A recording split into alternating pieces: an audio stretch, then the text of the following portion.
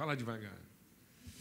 Tudo que você faz por necessidade, por interesse ou por medo é anticristo, porque não é de amor. Pode ser a coisa mais certa do mundo. Se você está educando seus filhos porque você tem medo do futuro deles, você está ensinando para ele ensino de quê? De demônios.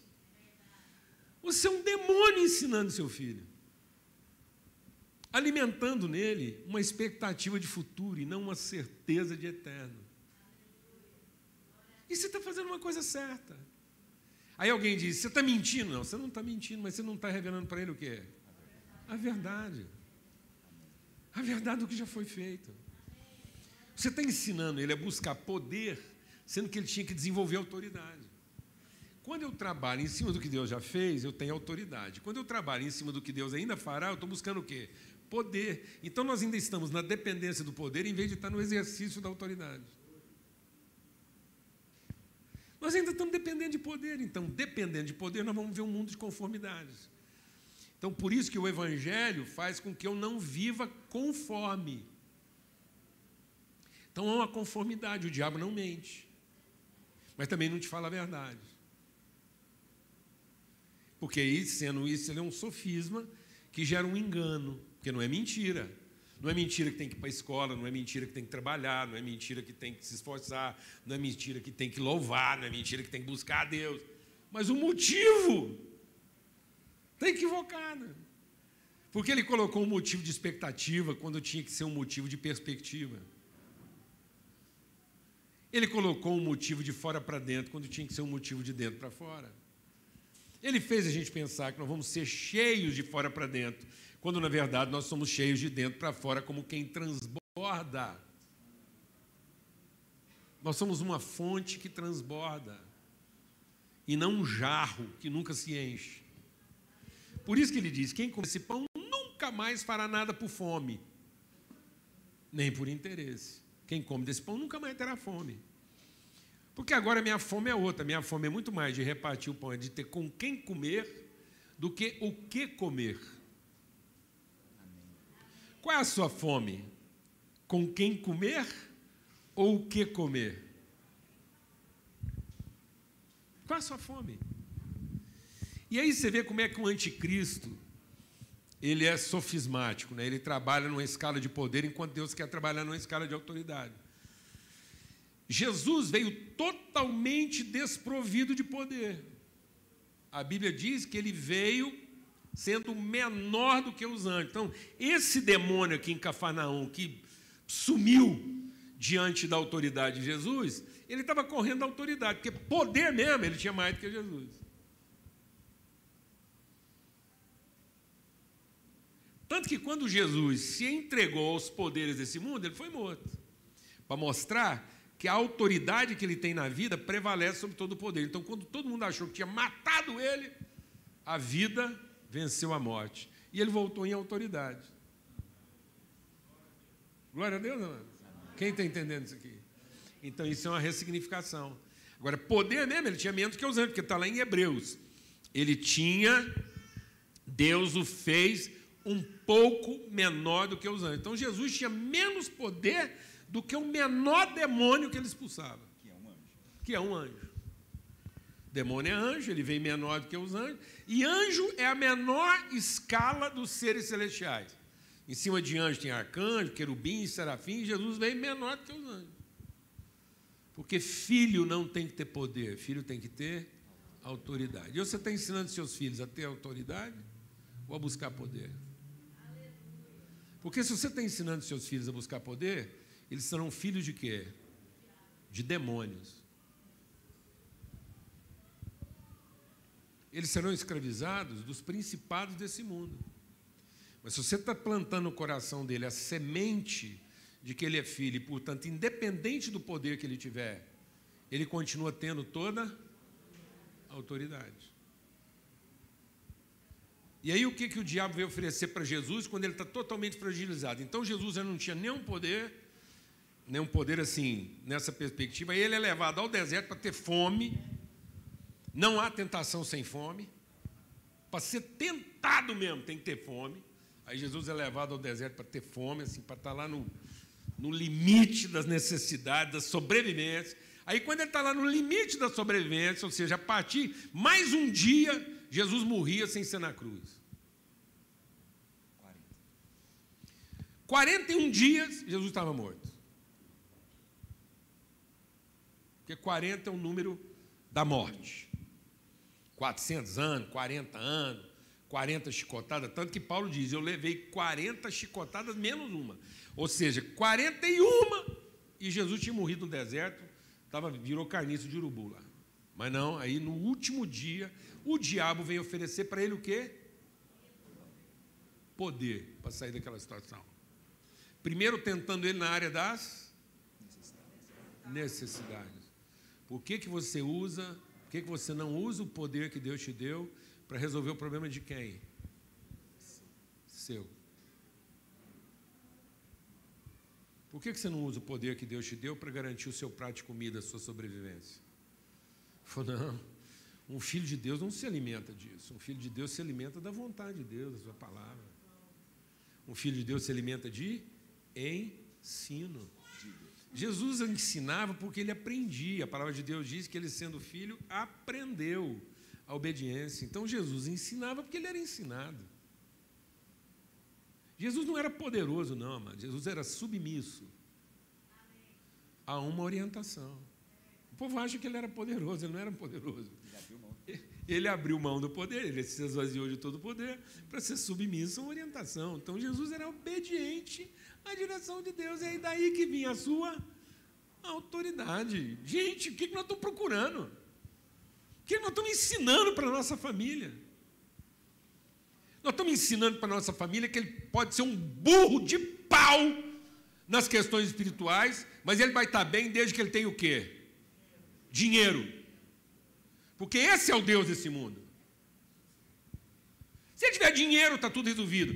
Desde que ele seja um burro de pau, um frequentador de culto, que paga dízimo, canta música e reza. Mas ele não tem que entender como é que a vida funciona espiritualmente. E espiritualmente, quem tem que entender é o pastor da igreja dele, ou é a profetisa da reza, que ele vai lá, ela reza por ele, está tudo certo.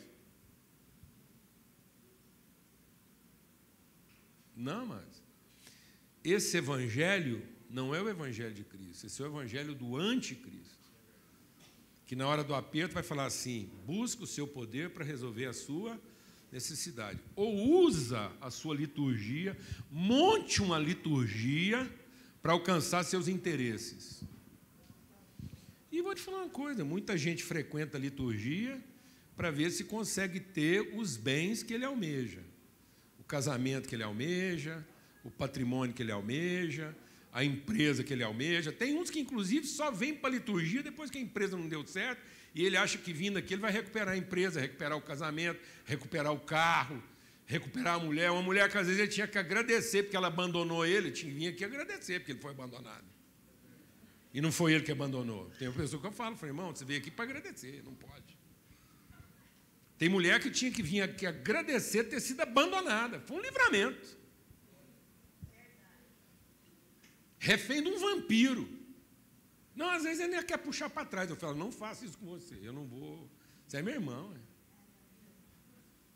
Puxar para trás um sanguessuga desse, esse não presta. Se quiser orar para que ele morra e ressuscite, aí é outro.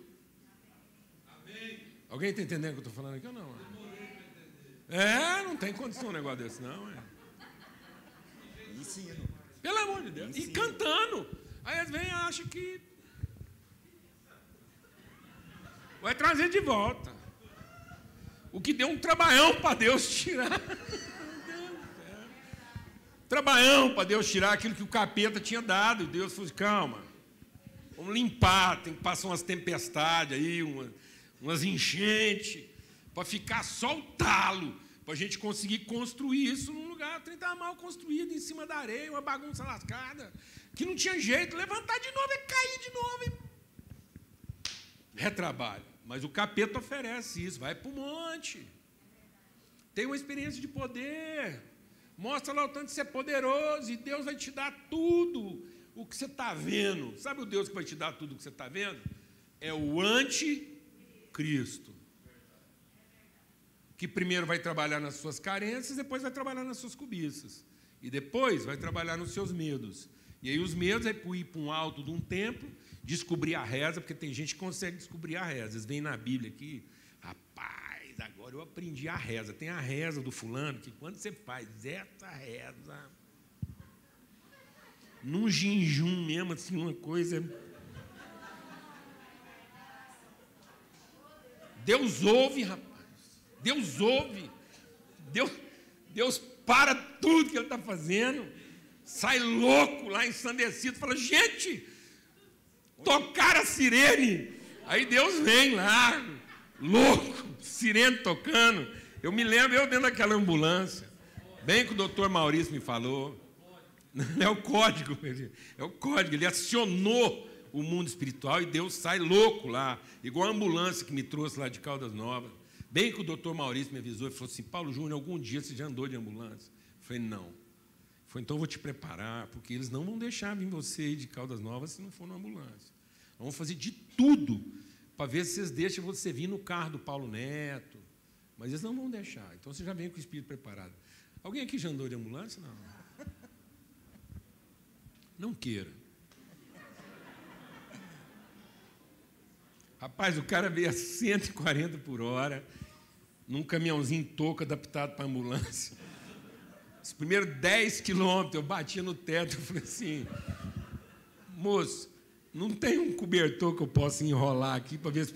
Ô, meu senhor, já estava com tanta pressa que eu esqueci. Aí arrumaram um travesseirinho, uma coisa, me deram uma amarrada. Eu atravessei Piracanjuba, mano. Você já atravessou Piracanjuba aqui? A 140. Você atravessou a 30, eu atravessei Piracanjuba a 120.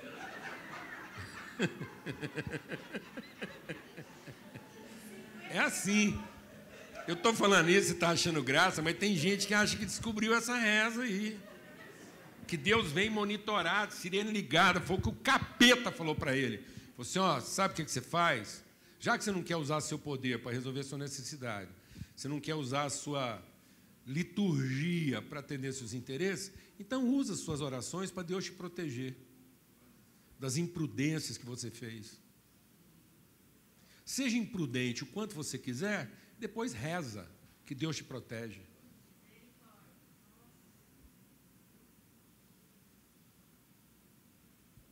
Quem está ensinando isso para as pessoas? O demônio, claro. Através de quem? De nós lá, com os menininhos. Fala, meu filho, é o seguinte, vai no culto, frequenta o ministério infantil, mas não olha para mim, não. Porque eu aqui estou tocando o pau para ver se eu pago a conta. E junto com o ministério infantil, a escola que eu vou te matricular é que vai resolver mesmo. Aí, se a escola não resolver, você lembra do que você aprendeu no ministério infantil.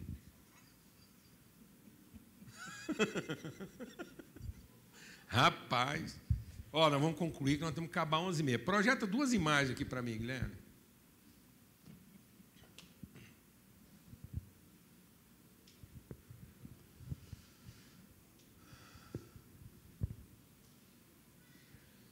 Vê se você consegue projetar aí. Eu estava saindo de... Projeta outra. Eu estava saindo de Uberlândia e passei na frente de um lugar que fez parte da minha infância. Posto Caiçara. Antigamente, churrascaria boa era em posto. Então, você tinha que sair da cidade, um posto, lá pegar um espeto corrido. Meu pai amava fazer esse negócio. Meu pai saía de Fusca, de Uberlândia, para comer um bom churrasco num posto em Uberaba, 100 quilômetros. Eu passei lá, o posto estava em ruínas. Ruína, acabou. Não tem mais nada lá. E nas ruínas estavam crescendo plantas, flores, árvores. Aquilo que um dia foi uma baita de uma estrutura está sendo tomado pela natureza. A vida vence a morte. O diabo ensina a gente a confiar em estruturas. As estruturas só se mantêm vivas à custa de muito poder. Tem que acordar todo dia de madrugada, ir lá. A estrutura é um poder se impondo. Qualquer colapso de poder prevalece a autoridade. a vida, carrega um princípio de autoridade. Então, isso aqui, ó, é a natureza reocupando seus lugares. Reocupando seus lugares. Muita coisa pela qual você deu a vida. Eu passo em algumas construções, tem vezes que eu até choro, eu passo em algumas construções, no Brasil isso é muito comum. Você passa em algumas construções no Brasil hoje, na beira da estrada. Eu fico pensando quanto sacrifício foi feito para aquelas estruturas. Quantas famílias sacrificadas, quanta coisa, quanto casamento separado, quanta mentira dita, e está lá aquele mausoléu, e agora a natureza retomando o seu lugar. Alguém está entendendo o que eu estou falando aqui? Isso é um princípio de autoridade sobre o poder. Diferentemente, de às vezes alguém olhar para a nossa vida, Boaz, e achar que estava vencido. Alguém olhou e falou assim, de que valeu o sacrifício? E a gente olha, está aí a vida. Sem nenhum poder, mas transmitindo autoridade. Chegamos até aqui sem nenhum poder. E muitas vezes fomos tentados a buscar poder. Ir mais rápido, fazer de outro jeito, mostrar tudo que a gente é capaz. Mas aí a gente não estaria trabalhando para coisas que realmente o quê? Permanecem. E sabe o que é impressionante? Concluindo, a palavra de Deus diz assim, Ele nos transportou do império das trevas para o reino do Filho do seu amor. E é com esse texto lá de Colossenses, capítulo 1, que eu quero terminar aqui. Ele nos transportou do império das trevas para o reino do Filho do seu amor. Essa transformação tem que acontecer na nossa vida, Cláudio. O que é ensino de demônios? É império, que não é mentira. As pessoas estão olhando para as coisas pela sua forma. Então, você olha para lá, você fala assim, tem rei, tem castelo, tem príncipe, tem estrutura, tem organização. Você pensa que é reino, mas não é reino, é império. Porque é uma estrutura estabelecida à custa de quê? De poder. Então, não tem um rei, tem um tirano, tem um faraó, tem um imperador. Ele não representa valores, ele não representa uma cultura, ele não representa uma história, ele não representa um povo, ele representa apenas o poder que ele tem. E um dia esse poder vai enfrentar colapso. O poder tem limite, a autoridade não tem limite. E aí hoje as pessoas pensam que estão trabalhando reino e não estão. Porque a estrutura é a mesma. Tem muita gente aqui pensando que está trabalhando reino. Porque quer ser rei. Ou porque tem rei. Mas não é reino, é império. É um rei que se estabeleceu à força. Se impôs pelo poder que tinha. E isso tem limite. O poder dele acaba com ele. Se não acabar antes. Então, cuidado. Porque às vezes você pensa que está vivendo o reino e, na verdade, você está vivendo conforme o império, sem revelação. E o que pode me tirar do império das trevas para o reino do Filho do seu amor? O ensino do seu amor. A semente do amor. O ensino de quem nós somos em família. A nossa comunhão com o Pai, com os irmãos. Ensinarmos o que vai nos tirar desse império das trevas? A mesa, onde nós compartilhamos o pão, onde o seu filho precisa aprender que a mesa não é lugar dele comer do quê? Mas a mesa é lugar dele comer com quem? A melhor escola da vida está na mesa da sua casa. É ali que você significa o pão. Que o pão não é para satisfazer a carência. Que o pão, às vezes um pouco mais sofisticado, não é para contemplar a cobiça, porque agora nem é pão mais, agora é croissant. Aqui em casa a gente já foi pobre, a gente comia, a gente tem saudade de um pãozinho francês com mortadela. De vez em quando a gente vai na casa de uns amigos pobres para comer pão com mortadela. Saudosismo.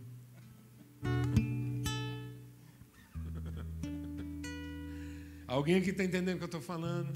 Não é isso, amados. Cuidado. Nós temos que ser transformados.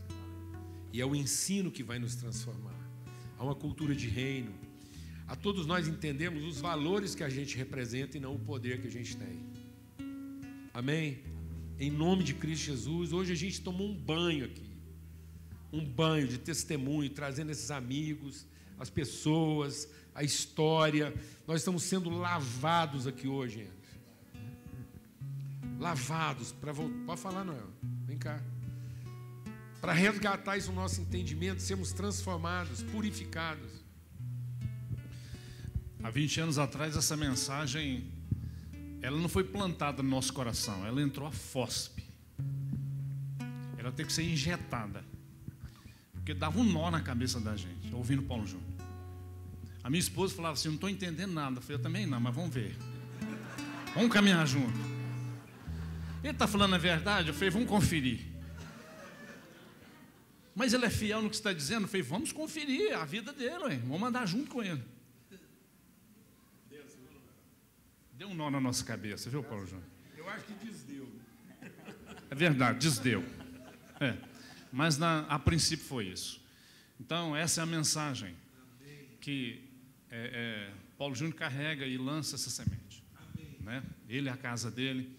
E nós entendemos hoje, e vocês também entendem hoje o que ele está dizendo. Quando ele prega, a gente está entendendo claramente o que ele está dizendo. Não há nenhum problema de entendimento.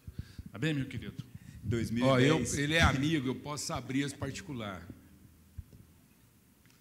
O Noel já passou muitas lutas na vida dele, eu fui testemunha disso. E quantas vezes ele foi tentado e as pessoas o tentavam a pensar que a solução estaria num recurso, numa capacidade.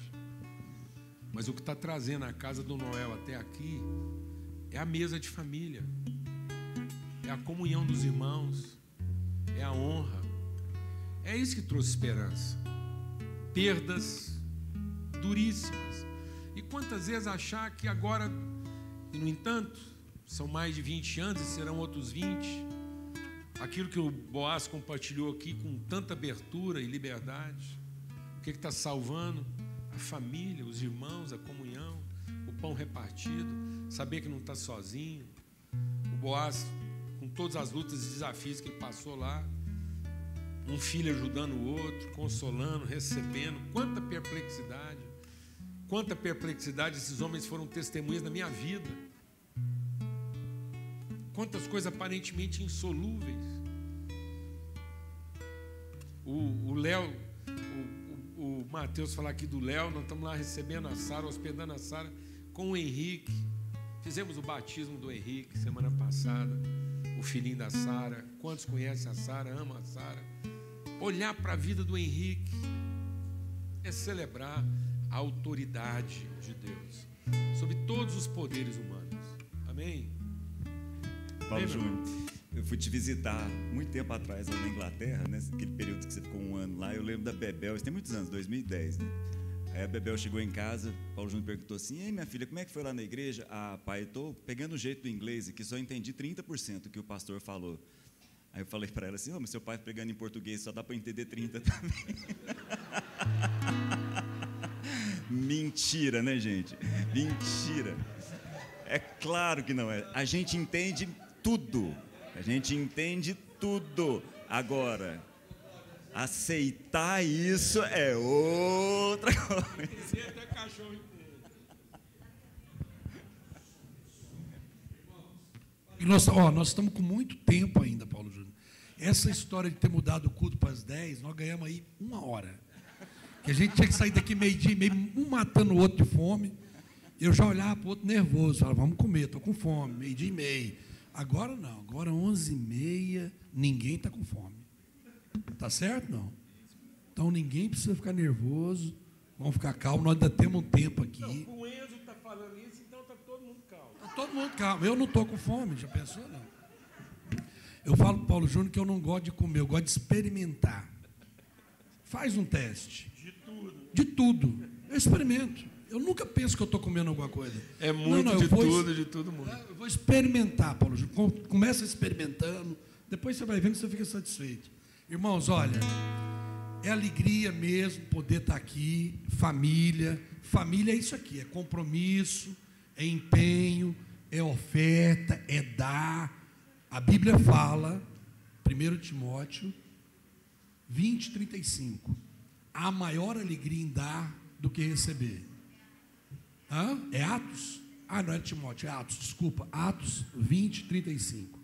Então, meus irmãos, esse momento aqui é momento de adoração, é momento de oferta. Nós tivemos aí vários testemunhos do final do ano, aquelas bênçãos que a igreja fez lá no Projeto Ilumina. Eu, por exemplo, estou em débito, porque eu ofertei uma cama. O menino pediu uma cama, gente, da cartinha. Quero dar o testemunho aqui. O menino, né, me botou lá como família, irmão, né? Irmão Noel, viu, irmão Noel? Pediu de irmão Noel uma cama daquela de carrinho. Sabe aquelas que tem um carrinho do lado?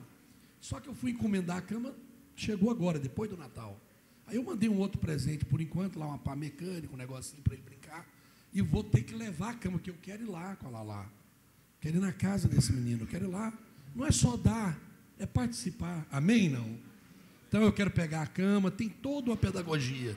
Quero ir lá na Eletrosom, pegar a cama, pôr no carro, ir lá conhecer esse meu irmão, de 6 anos, que pediu na carta que ele tinha que dormir com o pai e com a mãe na cama, e sempre ele acorda caído no chão, porque ele escorrega da cama, e porque ele não tem cama.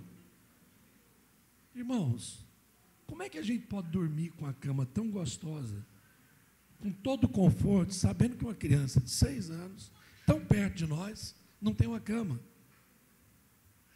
Então é isso que eu quero chamar a nossa atenção nessa manhã. Tudo que a gente semeia, nós estamos semeando nesse reino, amém? Então, se você sente o desejo de participar da obra, de compartilhar, se você tem compromisso, esse é o momento de você vir aqui, fazer sua oferta, trazer seu dízimo, mas em paz, não por constrangimento. Não, bênção demais. Olha, muita gratidão, que essa palavra te anime, te encoraje, te renove, que você saia daqui mesmo debaixo de uma unção de autoridade. Amém? De autoridade, naquilo que Deus te chamou, naquilo que Deus te nominou para representar. Não é o poder que você tem, não é o quão poderoso você se sente, mas é quem você representa como instrumento do reino.